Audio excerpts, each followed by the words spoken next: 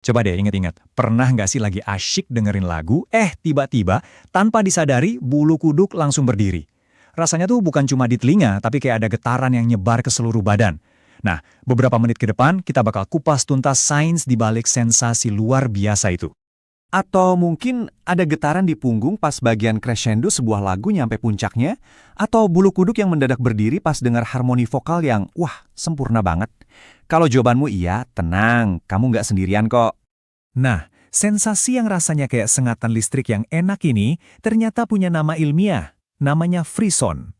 Dan di balik nama keren itu, ada sebuah simfoni yang super kompleks yang terjadi di dalam otak kita. Jadi sebenarnya apa sih getaran misterius ini? Yuk kita coba definisikan secara resmi fenomena yang ternyata dirasain sama banyak banget orang.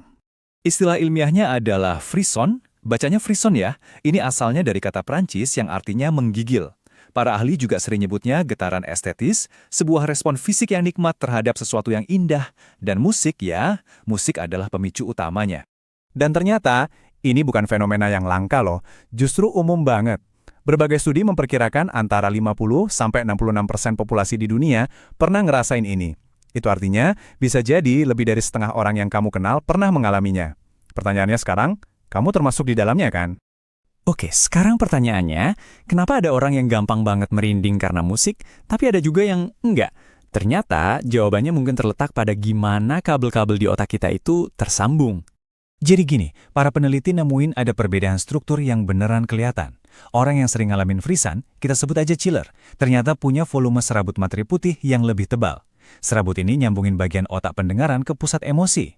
Jadi bisa dibilang mereka punya semacam jalan tol super antara suara dan perasaan. Komunikasinya jadi jauh lebih lancar dan efisien. Ini juga nyambung ke kepribadian loh. Orang yang sering merinding karena musik biasanya punya skor tinggi di sifat kepribadian yang namanya keterbukaan terhadap pengalaman. Ciri-cirinya, mereka imajinatif, suka sama seni, dalam kalau mikir, dan senang nyoba hal-hal baru.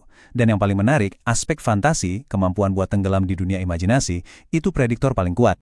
Oke, tadi kita udah bahas soal hardware-nya. Sekarang, gimana soal software atau reaksi kimia yang terjadi pas momen ajaib itu datang? Yuk kita intip simfoni kimiawi di dalam otak kita.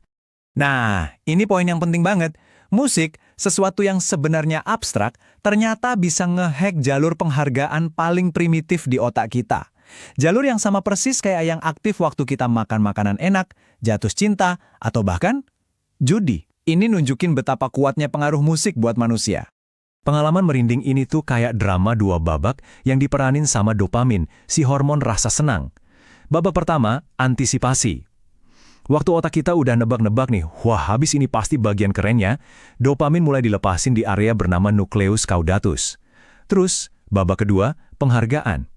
Pas klimaks lagunya beneran datang, ada loncakan dopamin kedua di nucleus accumbens, dan zleb, disitulah kita merinding. Jadi ada beberapa pemain kunci nih dalam orkestra otak kita. Nucleus caudatus itu kayak manajer antisipasi, terus nucleus accumbens yang ngurusin puncak kenikmatannya. Ada gyrus temporalis superior yang tugasnya nerjemahin suara, dan insula anterior yang nyambungin suara itu ke emosi dan badan kita. Semuanya kerja bareng dalam harmoni yang sempurna. Kita udah bahas otaknya, sekarang kita geser ke musiknya sendiri. Sebenarnya ada trik-trik apa aja sih yang dipakai para komposer buat mancing reaksi ini dari kita? Jadi, otak kita itu kan mesin penebak pola yang canggih. Nah, rasa merinding ini seringnya muncul justru pas musiknya ngelanggar tebakan kita, tapi dengan cara yang asyik. Misalnya, volume yang tiba-tiba naik drastis, atau perubahan kunci nada yang nggak disangka-sangka, atau pas tiba-tiba ada suara vokal solo yang nyentuh banget. Intinya, kejutan-kejutan inilah kuncinya. Ada satu jurus pamungkas dalam musik yang namanya appoggiatura. Gampangnya gini, bayangin ada satu not yang sengaja dibikin nyasar dikit dari harmoni yang seharusnya. Ini bikin ketegangan sesaat, tapi abis itu notnya pulang lagi ke tempat yang benar dan rasanya lega banget.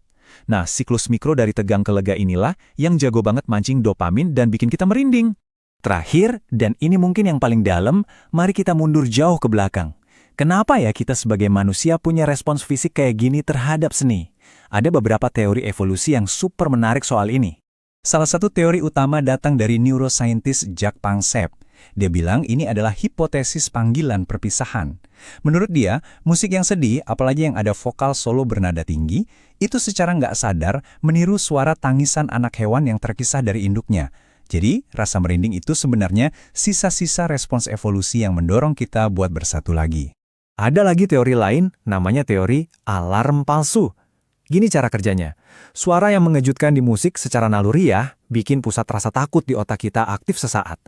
Tapi dalam sepersekian detik, otak kita langsung sadar, oh santai, ini kan cuma musik, nggak ada bahaya. Nah, rasa merinding itu adalah gelombang rasa lega dan nikmat yang muncul setelah otak kita berhasil ngatasin alarm palsu tadi.